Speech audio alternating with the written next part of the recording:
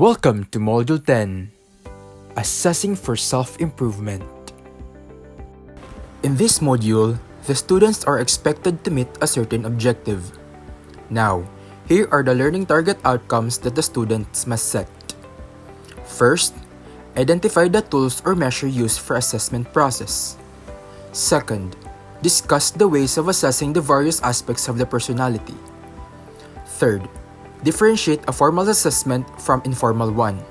And lastly, explain how the results of assessment help improve one's personality. So, before we proceed to the discussion proper, we prepared a game for you to make this discussion more interesting and somehow make your brain work with us. So, the title of the game that we are going to play today is Guess the Gibberish. So, what is a gibberish? A gibberish refers or other use of language that is nonsense. It includes speech or words that are not the actual words or forms such as languages. So in this game, we are going to guess the actual words given on the said game. So now, are you ready to play the game? Okay, let's start. So here's your first item. Your timer starts now.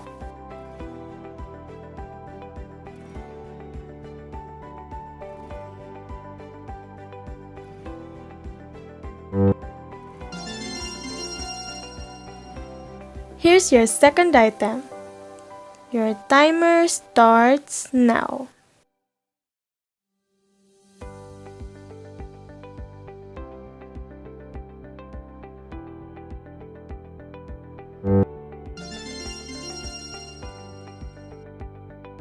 Here's your third item. Your timer starts now.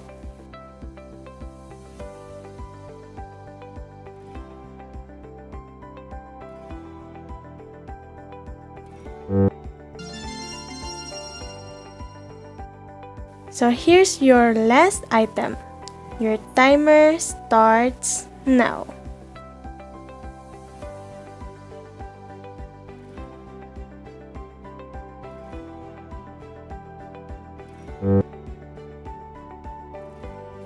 Okay, so thank you. I hope you enjoyed the game because those words that we guess on the game is connected to the topic that we are going to discuss today. So, are you ready to learn something new? Great. So let's begin. Perhaps one of the closest experiences you have with assessment is taking a written test and going through interviews with academic officials before enrolling in the school of your choice. You had to go through this process for the school to evaluate your future performance in the course you have chosen to know successful you will be in that course. Perhaps you will also give in feedback on how you fared in a test or interview. So what is an assessment? Assessment is a process that determines the presence or absence, as well as the extent or level of characteristic or behavior in a person. With an assessment, one gets better view or understanding of people's behavior, including that oneself. Assessment take place as early as the beginning of life in the womb. For example, a newborn baby is subjected to Apgar test, rated on the scale along 5 critical behavioral components that determines a baby's general health and wellness. In doing an assessment, tools are used. They are also called measures or data gathering tools. Tests are type of tools. The data or information derived from tools provide the basis for knowing or determining the presence or absence of the behavior or characteristic. Measurement. Measurement simply identifies numerical values from a tool through data gathering. This tool can be as paper, attendance sheet, and voting sheet. However, assessment provides a broader picture of the behavior or the characteristic of an individual under study. It includes the process of measurement, analyzing and interpreting numerical data, and deriving meanings out of those gathered data. Psychological assessment. Psychological assessment uses specific testing procedures in order to evaluate the abilities, behaviors, and personal qualities of people. It depicts the similarities or differences of a person from another person. The results from psychological assessment gives a better understanding towards a person. In getting information about the behaviors of people, assessment tools plays an important role. It contributes to building profiles, determining interventions, and developing programs and making personal and professional decisions. Let us now proceed to the kinds of assessment. The following are the kinds of tests or measures according to purpose, especially in terms of their behavior or characteristics they intend to measure. Achievement test. Achievement test measures what has been learned within a specific period of time. Achievement test assess one's learning capability by conducting a test composed of questions that are related to a certain topic. For example, memorization test. In memorization test, it analyzes how much you've memorized on the said topic. So, in achievement test, it's any test that measures the accomplishments of an individual after a period of training or learning. So, another example of achievement test is a midterm and a final exam. It's because in this test, they assess the knowledge they acquired and calculate their performance based on how well they did on the test. So that is the achievement test. Next is mental ability test. Mental ability test is also known as IQ. It is a test that included questions that analyzes one's mental aptitude and potentials of one's thinking capability. It also finds their strengths in which they dominate and weaknesses where they struggle to deal with. For example, IQ test or intelligence quotient. So, it's a test that uses standardized questions that measures one's human intelligence. So that is the mental ability test. Good morning, ma'am. Good morning, classmates. The topic that was assigned to me is the continuation of Ms. Ocaña's report, which is the kinds of assessment. So, since Ms. Ocaña already discussed the two kinds of assessment, I will be the one to discuss the other two kinds of assessment, which are the aptitude test and personality test. So, aptitude test, measured means of testing a person's problem-solving skills and to test how they react to a specific set of tasks. These methods test their strength and weakness using various set of questions on which the candidates wouldn't have prior knowledge about. For an example, logical reasoning test, a type of psychometric test used to measure your problem-solving skills. The next one is personality test. Is an assessment mechanism to understand the personality of human.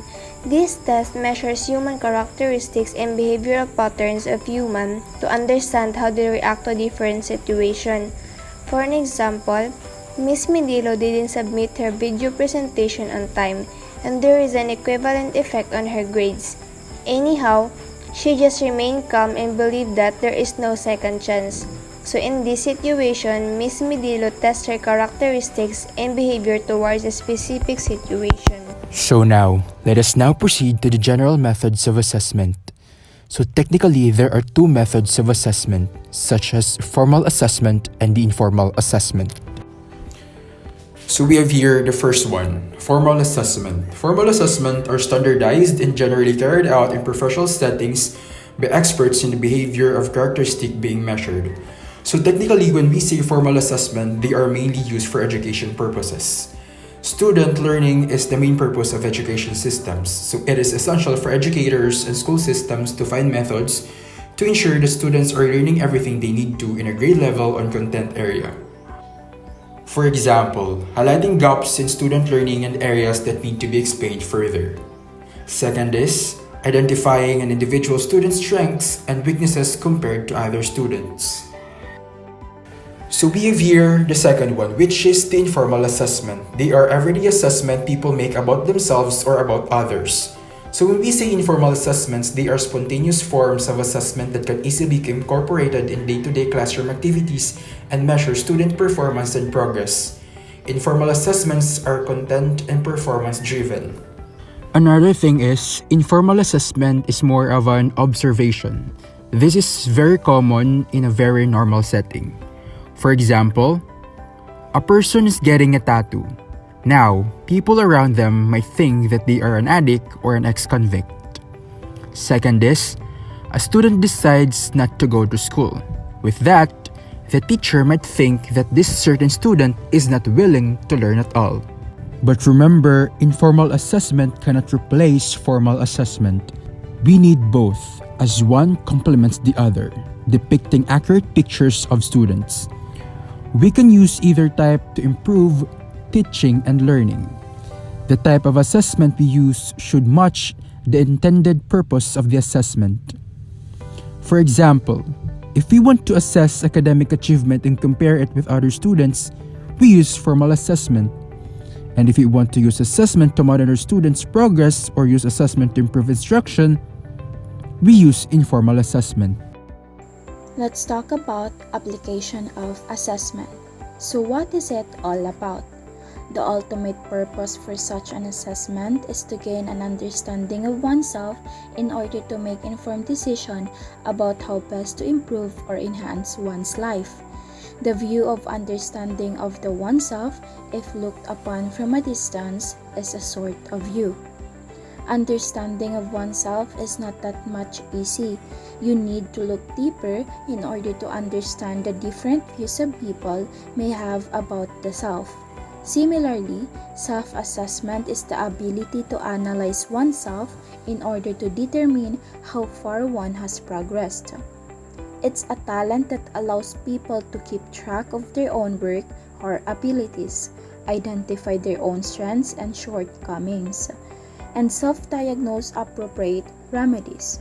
Self-assessment is used to assist an individual understand the scope of his talent and how to develop them without the help of a performance appraiser.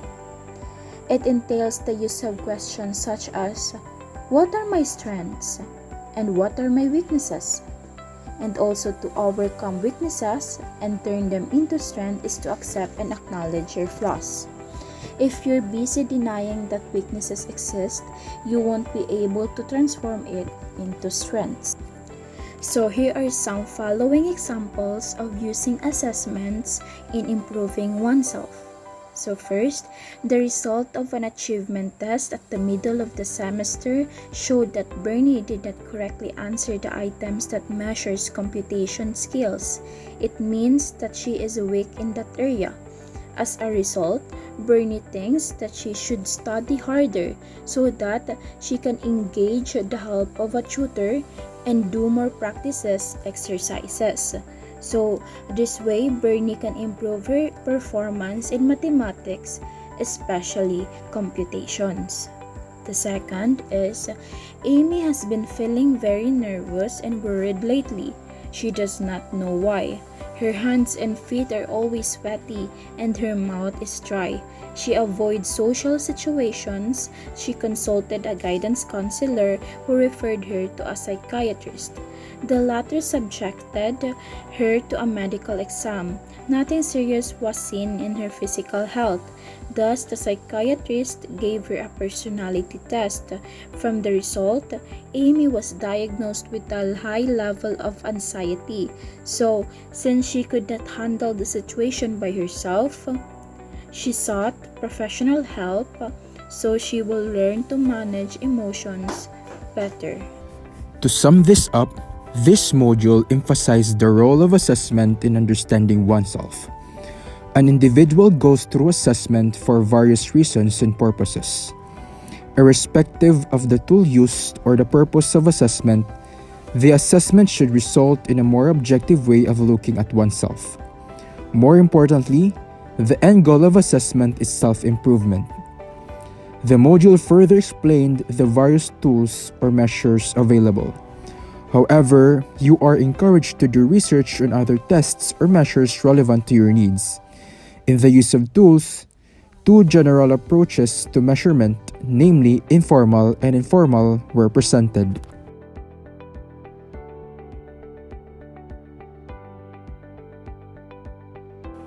Welcome to the world's quickest personality test. What I'd like you to do is hold out your hands in front of you, make certain they're level, and then close your eyes.